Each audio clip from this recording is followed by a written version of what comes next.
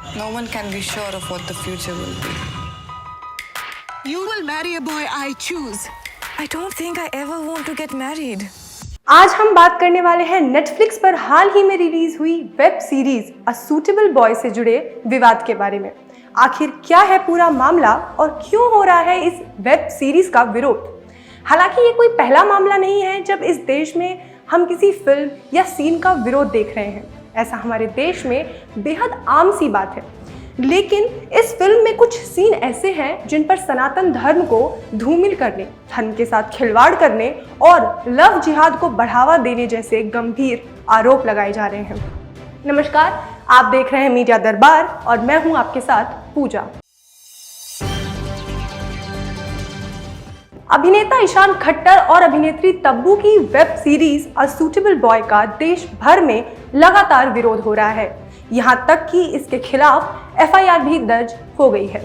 हाल ही में रिलीज हुई इस वेब सीरीज के विवाद का केंद्र अभिनेता ईशान खट्टर है। मध्य प्रदेश के रीवा में बीजेपी युवा मोर्चा के नेता गौरव तिवारी ने इस वेब सीरीज पर आपत्ति जताई और नेटफ्लिक्स के खिलाफ एफआईआर भी दर्ज करा दी है।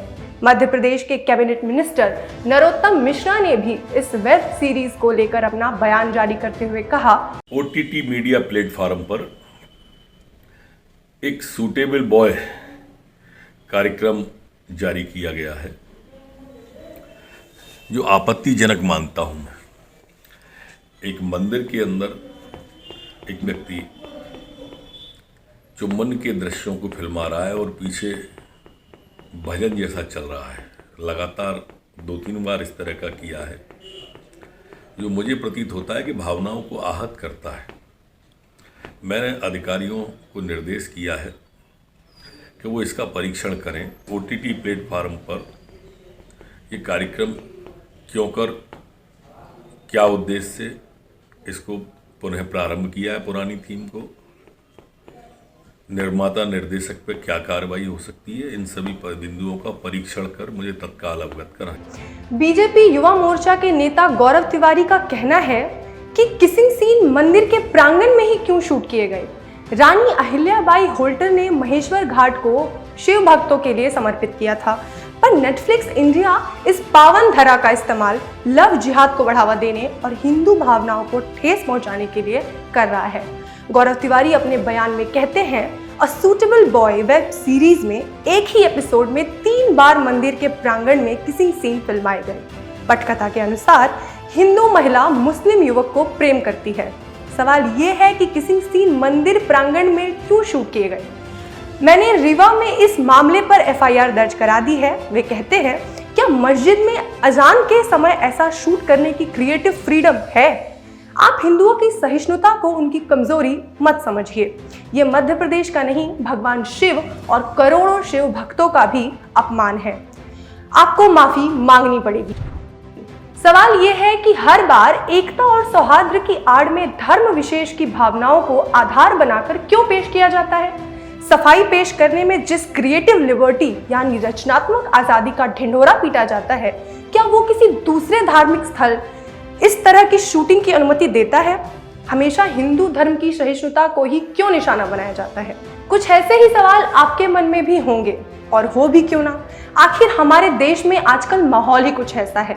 यहाँ एक भी ऐसा मौका हाथ से ना छूट जाए, इसका हमारी राजनीतिक पार्टियां पूरा ख्याल रखती हैं। कौन सी खबर कैसे किसी धर्म को प्रभावित कर सकती है या कैसे उस धार्मिक विषय को उठाकर राजनीतिक ध्रुवीकरण किया जा सकता है, इसका पूरा ध्यान रखा जाता है।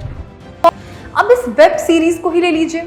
इसमें जिस किसिंग सीन पर इतना बवाल मचाया जा रहा है, उसका मुख्य कारण क्या है?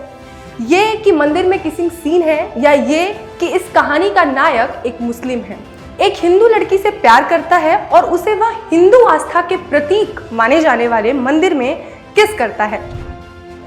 बात अगर हिंदू मुस्लिम वाले एंगल की है तो इस पर हम फिलहाल कोई चर्चा नहीं करने वाले, क्योंकि लव जिहाद के मामले में हमारे देश के अधिकतर राज्य पहले ही काफी कुछ कर रहे हैं। तो हम जिस ओर आपका ध्यान ले जाना चाहते हैं वो ये है कि क्या इस वेब सीरीज के ये किसिंग सीन या ऐसे अन्य फिल्मी चित्रण सनातन धर्म को मलिन करने का काम करते हैं या फिर सनातन धर्म का अपमान करते हैं?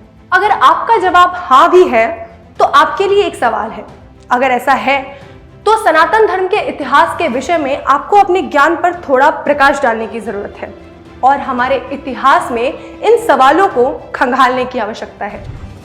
चलिए हम इसमें आपकी थोड़ी मदद कर देते हैं। सनातन धर्म में संभोग और आज के सो कॉल्ड पॉपुलर शब्द सेक्स, जिसे बोलना भी हमारे आज के समाज में धरना प्रदर्शन का रूप ले सकता है, उस सेक्स के विषय में हमारा सनातन धर्म कितना उन्नत और विकसित था, इसका उदाहरण हमें कामसूत्र जैसे महान ग्रंथ में देखने को मिलता है। दुनिया भर में एकमात्र भारत ऐसा देश है जहां संभोग कला पर एक पूरा ग्रंथ रचित है, जिसमें जीवन की अन्य जरूरतों की तरह ही संभोग को भी जीवन का एक अभिन्न अंग बताया गया है। इतना ही नहीं, इतिहासकारों की माने तो कामसूत्र एक वैज्ञानिक ग्रंथ है जिसमें न केवल संभोग कला के बारे में बल्कि दाम्पत्य जीवन के सभी पहलुओं और उसके सुखी निर्वहन का भी ज्ञान समाहित है। दुनिया भर में कामसूत्र को सेक्स एजुकेशन के लिहाज से सबसे उत्कृष्ट रचना मानते हुए इसका अध्ययन किया और कराया जाता है, और जिस देश में इसकी रचना हुई वहां हम आज भी इसे हीन नजरों से देखते हैं। चलिए कामसूत्र को एक बार के लिए छोड़ दीजिए, क्योंकि आपको इसमें शायद धर्म का समागम ना मिले, लेकिन जब हम खजुराहो की बात करते हैं तब आप क्या कहेंगे? देवी देवताओं की प्रतिमाओं के बीच काम कला को दर्शाती मूर्तियों को जब उकेरा गया होगा, तब क्या वहां कोई ज्ञानी या धर्मगुरु नहीं रहे होंगे? क्या तब इसका विरोध नहीं हुआ होगा? और अगर हुआ होता तो श्री हरि विष्णु, सूर्य और अन्य हजारों हिंदू देवी देवताओं के बीच इन काम कला को दर्शाने वाली कलाकृतियों को जगह नहीं मिली होती। अब सवाल ये है कि अगर आज मंदिर में फिल्माया गया एक सीन हमारे सनातन धर्म के लिए खतरा है, तो आज से हजारों साल पहले बना खजुराहो का मंदिर हमारी धरोहर कैसे? अगर एक फिल्म में दर्शाया गया एक कलात्मक चित्रण हमारे समाज को गलत दिशा दे सकता है, तो कामसूत्र को दुनिया भर में एक वैज्ञानिक ग्रंथ क्यों माना जाता है? मंदिर में ऐसे दृश्य को फिल्माना अगर हमारे सनातन धर्म और हमारे हिंदू परंपरा पर प्रहार है, तो खजुराहो के मंदिरों में हिंदू देवी देवताओं के बीच उन संभोग में लीन ऐसी कामुक कलाकृतियों का होना उचित कैसे है भला? आपको यहाँ ये भी बताते चले कि खजुराहो ऐसा अकेला स्थान नहीं है जहाँ पर मंदिर की दीवारों पर मैथुन क्रियारत मूर्तियों का शिल्प है। कई अन्य जगह भारत में और भी ऐसी हैं जहाँ इस तरह की कलाकृतियों को देखा जा सकता है। राजस्थान में ऐसी जगहों की संख्या सबसे ज्यादा है। खजुराहो के अलावा ऐसे मंदिर छत्तीसगढ़ में भी हैं। हिमाचल के चंबा मंदिर, अल्मोड़ा, उत्तराखंड के नंदा देवी मंदिर, भुवनेश्वर के लिंगराज मंदिर, राजस्थान के रणकपुर के जैन मंदिर, राजस्थान के बाड़मेर के किराड़ू मंदिर और कर्नाटक के हम्पी में भी ऐसे मंदिर आपको देखने को मिलेंगे। यहाँ इस वेब सीरीज के विरोध में जिस सीन को भगवान शिव का अपमान बताया जा रहा है, उन्हीं भगवान शिव के राजस्थान के नीलकंठ महादेव मंदिर पर भी ऐसी मूर्तियां आकृत हैं। ये सभी कलाकृतियां मंदिरों और उनके आसपास की बनाई गई हैं, तो क्या आज से हजारों वर्ष पहले ये हमारी संस्कृति का हिस्सा नहीं रही थी? क्या तब का हमारा समाज हमारे आज के समाज से ज्यादा उन्नत सोच रखने वाला था?